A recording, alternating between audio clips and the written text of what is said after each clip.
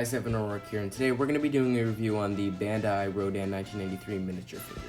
Now, before I start out this review, I'd like to point out that I apologize for not making videos literally at all this week, and even though I should have uploaded this review yesterday on Monday, I'm doing it today because I was busy yesterday, so consider this a delayed review. But besides that, live stream this Friday, my live stream. I was going to do a stream last Friday, it didn't work out. My fan film's coming out this weekend, and then a few more projects along the way throughout the month, as well as a vlog announcing plans for my channel during school. So with that being said, like I said, I apologize for not uploading any videos this week, but let's just get straight into this. This figure itself is actually not a figure that, once again, similar to the 1964 Memorial box I got on my own. This was a figure I won out of I won out of a Godzilla Instagram contest, and I got it for free with 4 other winners. And I'd like to give thanks and a shout out to Rodan for that, because he was the one who held the contest. From my memory, at least 200 or 300 people entered, and only 5 were selected to be handed out figures like this, but they weren't all Rodan. But I selected Rodan, and even though I've had him for like 20 or so days, maybe a little less than that, I guess I just felt like reviewing it. So, like I said, thanks to Rodan for this shout out, and everyone check out his channel and Instagram page just for that. So let's get straight into it. So first things first, out of this figure, clearly it is obviously almost like, I said miniature because I don't know the company of this, by the way, but if any of you do, that'd be great to say in the comment section if you could help me out with that. But besides from that fact, so yeah, this is pretty much a miniature Rodan 1993 figure. First thing I like about this figure right off the bat is the paint job. The paint job on this figure, despite it being like 3 or 4 colors, really just makes it my favorite part about it, because it saves the day with this really nice paint shading on the bottom here. You can see that it's clearly red on the top, but it slowly goes into a whitish, very light brown color right here. And same goes for the back, which is exactly accurate to the design, but the way they did it as well in terms of the shading was really well done, I must say. So props out to the figure company for whatever, how they styled this figure out. Next thing I like about this figure, in terms of, well, yeah, so let's get into the next thing I like about this figure. So, with paint job out of the way, the next thing I like about this figure is detail. Now, detail on this figure, I'd like to say, is slightly above average. It's pretty good. It's not amazing like the paint job. I really feel like they did a good job, more so than just average with the paint job for sure. But this is also slightly above average. Just remember, it's slightly above average, but the detail on this is really nice. I really like it because of all the spikes here on the back.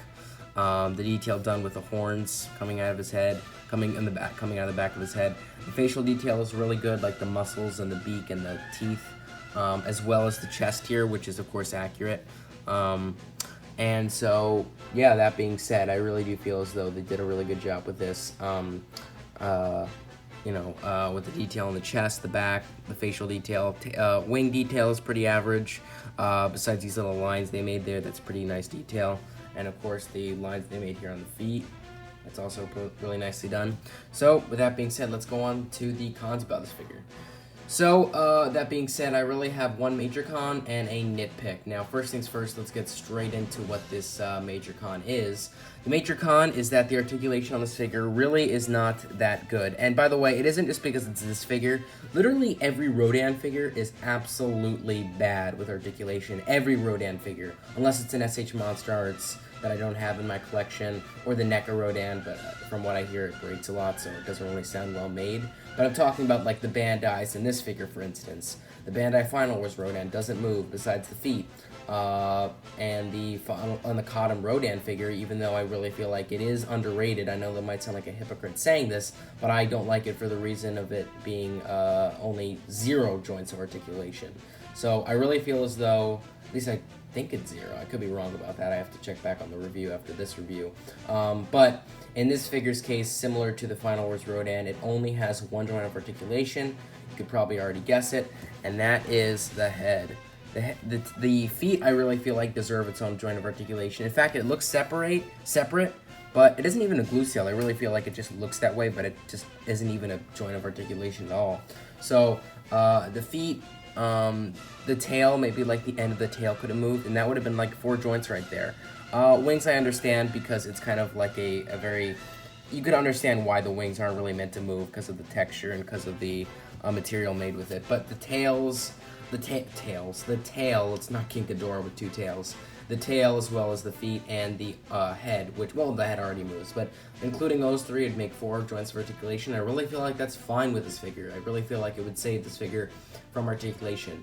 Now, the nitpick sort of sounds like it doesn't deserve this because it was meant to be made this way, but I really feel like the hide size is a little bit of an issue. In case you haven't tell, I said miniature because that's exactly what it is. It's like a small version. It's definitely not like Gashapon size, but it would be cool if this figure was like, you know, an accurate size scale. But the only issue is that the company intended on doing it this way. It wasn't a flaw on their part, so I can't give them a big con on that one. So let's just say it's going to be like a 0.1 minus nitpick. It's really that little of a nitpick. And that being said, since the flaw about the articulation was a major flaw, that rounds this up to be a solid 8.9 out of 10. I do recommend that you guys get this figure. It is a funny little miniature figure. I really feel like it's cool to have in your collection. It's nice to have in your collection. It's not, you know, a normal size Bandai. It's not a NECA. Of course, it's not an SH Monster Arts. It's just a little fun miniature figure you can add. Again, it's not Gashapon size or like those Chibi, you know what I'm talking about. Those figures with the big heads, Chibi, whatever figures. It's not like that either, but it is quite small, but it's still cool to have in your collection. And like I said, shout out to Rado Goji for helping me, well, not really helping me, it was a contest that I just won, but helping me ship out this figure to me, and, thanks to him for putting up that contest, or else I would not be doing this review right now. So, link to his channel in the description below. Like, comment, subscribe. See you guys later. Bye-bye.